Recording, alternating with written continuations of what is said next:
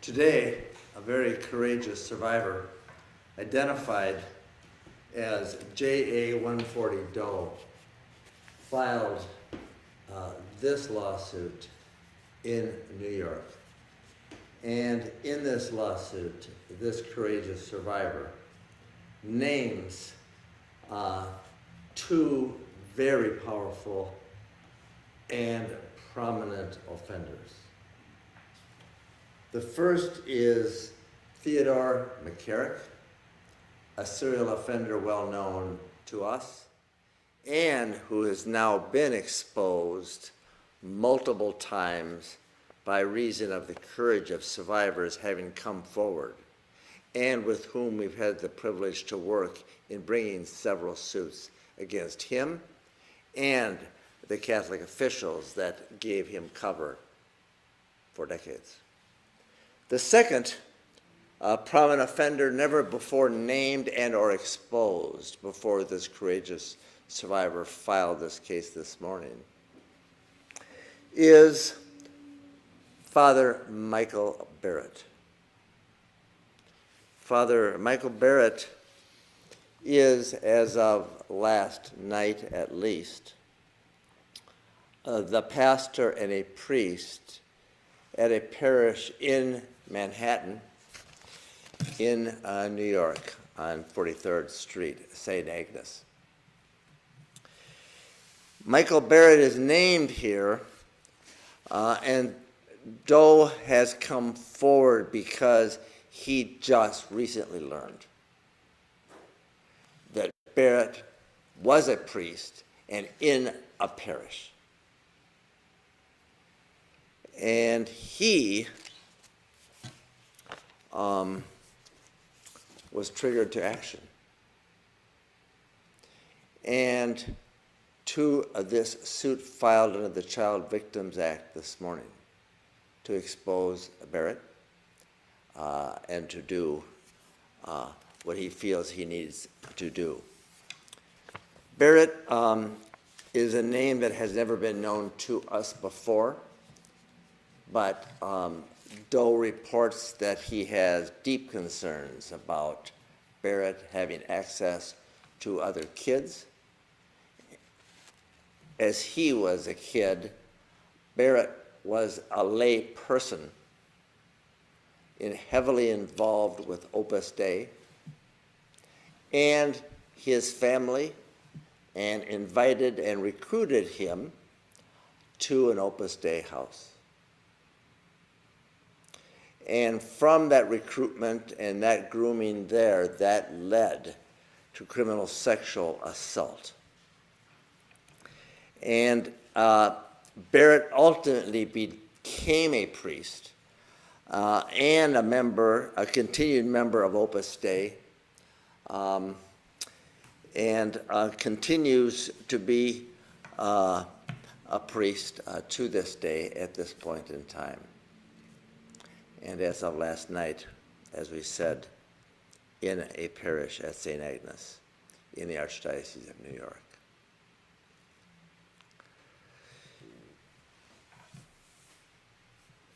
Doe is raised and has always been a devout Catholic, and his whole family has been deeply embedded in that faith.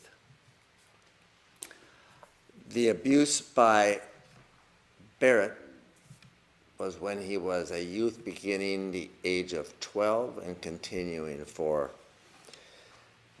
3 to 4 years, and severe abuse, because all abuse is severe.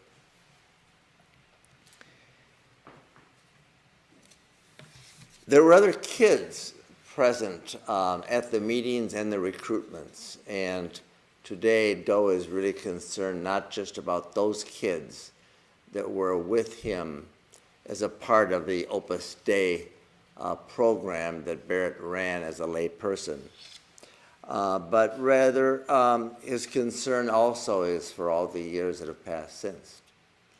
And Barrett becoming a priest in '83, and then in 2016,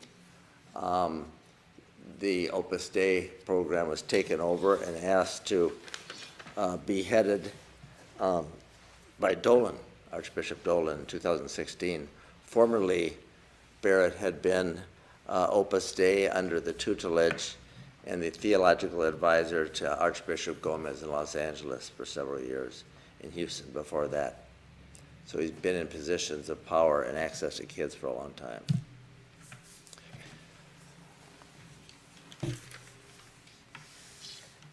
All of these, both these offenders and what they did to Doe has now been reported by him and us to all the law enforcement agencies. And there are 6 of them. And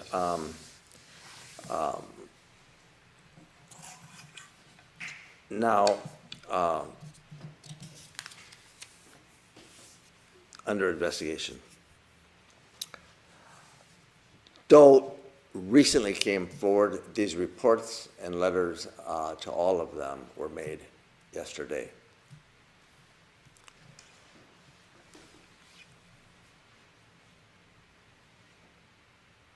J.A. Doe 140 sincerely wanted to have his voice heard and this truth known. And the reasons for it need to be shared too. This morning, we recorded him and a video in which we asked him some of the reasons why he came forward and filed this suit under the Child Victims Act. And let's hear from him about, first, why he is here today and why now. My youth, my childhood was robbed from me. My happiness as a child was taken from me by being abused by 2 people involved in the Catholic Church. And that is Father Michael Barrett and Cardinal McCarrick, who wasn't a cardinal then. And he should have never become one. And I know they did this to other people, and I know that given the chance, there are still people that will do these things to children, and I don't want them to be in positions of authority. Father Michael Barrett and Theodore McCarrick took away a piece of my life and a piece of my child. And they took away my strength and my power, and I'm an adult, and I'm a grown man who is standing up for himself and for others who were abused. And I will continue this fight to whatever ends it comes to. I'm not going anywhere. I have chosen, as an adult, to bring a suit against those people within the Catholic Church that abused me as a child. I've chosen to do this for myself, and I've chosen to do this for the other people that this happened to that are still out there living with this sorrow that haven't been able to find the strength to come forward, which I completely understand. And I've chosen to bring this suit and to stand up for all the people, all the children that this might happen to this week or next week or next month, to make sure that the truth is out there and to make sure that if there's one person, one child that could be helped by this, that I'm strong enough as an adult to come forward and say, this is what these people did. And this is what they did to me as a child, and I don't want it to happen to anybody else.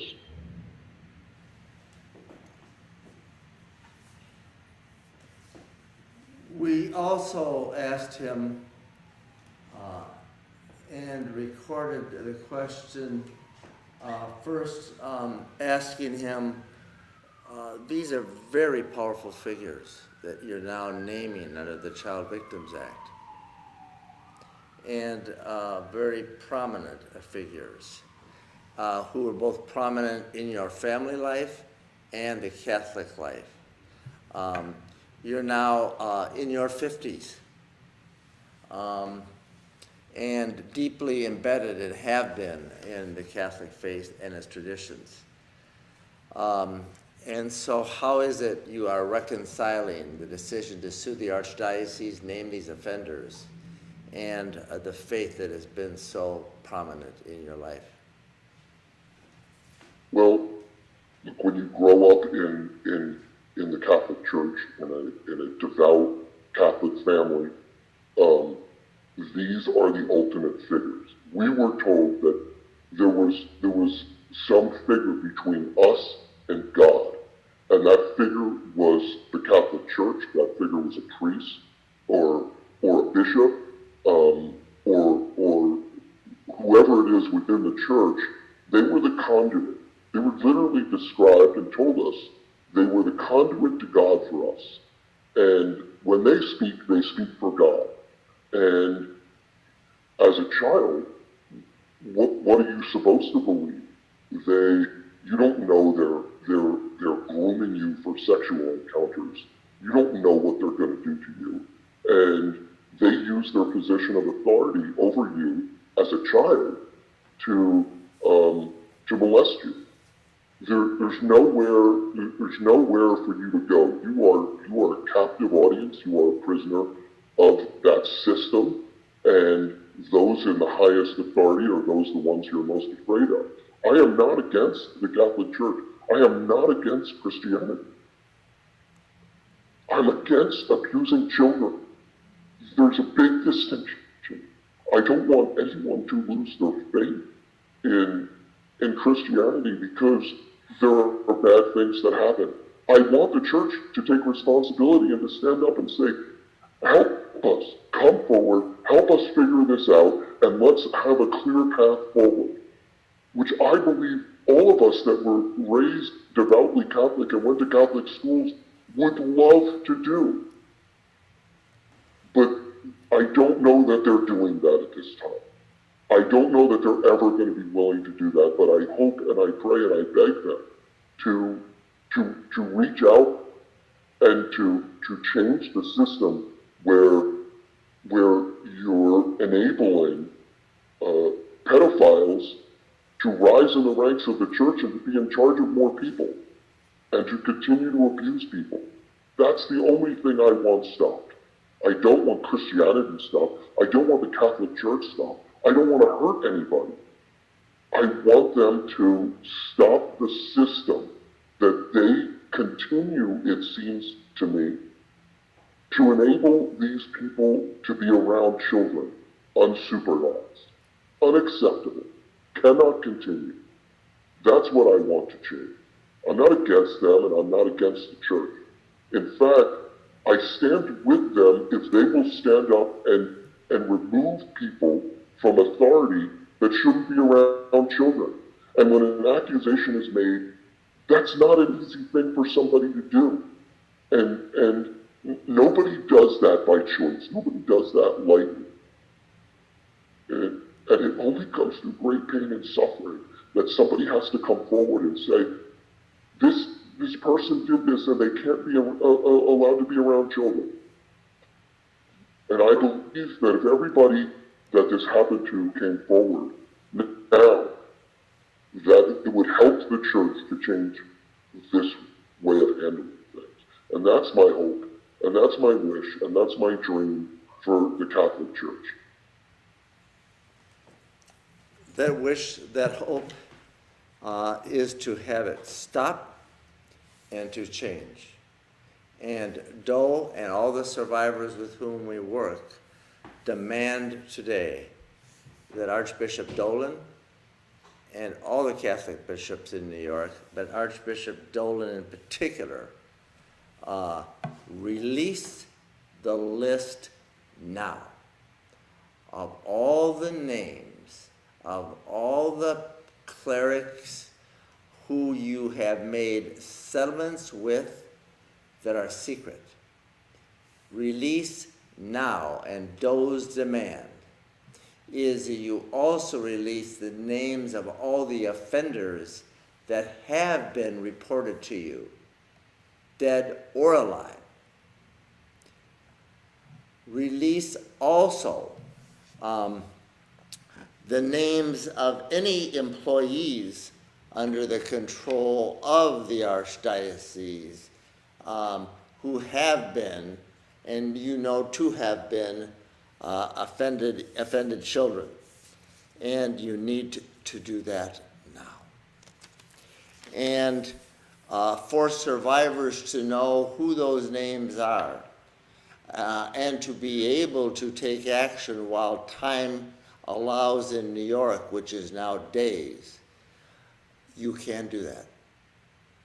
And this Doe implores you to and urges you to.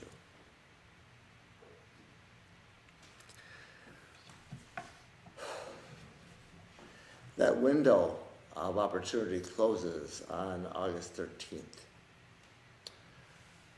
We asked Doe how he feels about coming forward and what he wants. I think I was a prisoner of my shame, and I think that I had no choice at some point but to make sure this doesn't happen to other children. And I don't want to have lived my life and have my life end without coming forward and putting the truth on the table, however ugly it is, and however much it hurts, and however much shame is involved. I don't want my life to end without having brought this to light and told the truth about it, and make sure those people and others like them remain in a position of authority around children. I couldn't live with that anymore.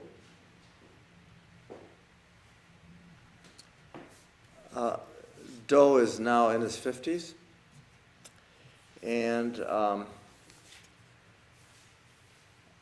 came forward with what has been a sorrow and a secret that he had never really been able to share before, now having learned that Barrett was a priest in a parish, and that he could take some action as he's described under the Child Victims Act, and also protect his own privacy and his identity, which he has done here today. And we not only praise him, we are deeply grateful to him for his courage and every survivor that does come forward. It needs to be emphasized that New York allows survivors just days to do so and come forward confidentially and or privately and share their secret and take some action to not only get help for themselves, but to do something to protect others in the future and be a part of what Doe just wants, change and to stop, and the system to be better and safer. And to him and all the survivors that have come forward and now have a chance to in the days ahead, both in New York and across this country, but particularly in New York today, we express deep gratitude to them and praise the courage and bravery that Doe shared with us today, and that it takes for every survivor to share these painful secrets, often carried in silence and suffered in silence for decades. So thank you to the brave survivors and the legislature for opening it up. I'll take questions.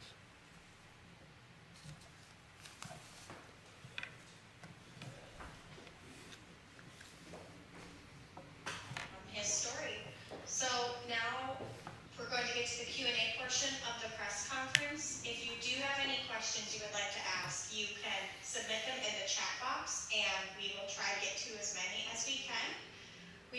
some questions. So the first question, Jeff, is, can you clarify who are the defendants named in this lawsuit? Yeah, the defendants named in this lawsuit are now Father Michael Barrett, the priest at St. Agnes, and who was a lay Opus Dei member in the 70s when he sexually assaulted and committed criminal sexual conduct upon Doe. The other defendant and perpetrator, serial predator named is Theodore McCarrick, former Cardinal Archbishop, and then a priest of New York and secretary to then Cardinal Cook, who in the 1970s, when he accessed this then child in his teens, was a powerful figure in his family as well as other priests. And the Archdiocese of New York is also named as a defendant for their negligence in permitting McCarrick to have license and safe harbor to have abused so many kids for so long, beginning as a priest in New York in the late 60s and early 70s, and continuing his predation to New Jersey, Metuchen as bishop, Newark as archbishop, on to Washington, D.C. as Cardinal Archbishop, and the founder of the Papal Foundation, and his predation and power and the safe harbor given him for so long has been known and exposed already. So all three of them are named as defendants. Thank you, Jeff. The next question is, why is a priest who is accused in a lawsuit of sexually abusing a child allowed to work in a parish? Are there any laws against this? Well, the question about why a priest could even, who has abused kids, be allowed to work in a parish is the source of the scandal that has wrecked, and we first discovered in the early 80s, the Roman Catholic Church hierarchy and the choices they've made. And why they've made those choices is for a conversation to be had and understood. And every time a survivor reveals both the offender and the institution and or the bishop that made the choice to protect that offender, they're bringing light and information and education and thus safety. And why they have made those choices is complicated, but what's more important is what are we going to do about it? And what can we do about it, and what have we been doing about it for 39 years? And it's working with courageous survivors like this John Doe and other Jane Does. Thanks, Jeff. And kind of a follow-up question to that. What is the standard practice for a parish to take once they discover one of their priests is accused of child sexual abuse? Are they required to inform parishioners or the public? Well, the standard practice has been the playbook that was enumerated by many survivors before who had brought suit, but also found to be a playbook employed by Catholic bishops in a Pennsylvania grand jury and employed across the country. The playbook is, upon learning of sexual abuse by a priest in a parish, the playbook is keep it secret, remove the priest, place him someplace else, or if it's really bad, send him to treatment and then place him back in another position, in another parish or another place where there is a risk of reoffending. That is the playbook. That is the one that has been employed by the Catholic bishops in America for decades, and now the system and the practice that has been employed by them, past and present, that this survivors and so many others are now given a chance to clean up. Thank you, Jeff. Our next question is, why did this plaintiff share his words publicly? This survivor remains a Doe and stood with us today because he wants other survivors who have been abused to know that their privacy and their identity can be protected. And the legal system that we use in the civil justice system in New York is designed to protect them against further harm. And we as lawyers work every day to protect them from further harm, and we do and we can. And their privacy is one of those things they can protect, and the law allows us to protect that privacy, and thus encourages survivors to come forward and expose offenders and institutions that chose to protect them. And it's for that reason that he used the Doe, and that's for that reason that 90%, if not more than that, of the survivors we work with are given that choice, are given that power, are given that opportunity as Does, Jane and John Does, to get accountability, to expose the perils and the offenders, and not be harmed further through the process, which is what helps kids. Thank you, Jeff. And we have one last question, it looks like. How did the survivor come to know McCarrick, and what was the nature of the abuse? This survivor came to know McCarrick because he's from a family that is very deeply embedded in the Roman Catholic Church hierarchy in New York.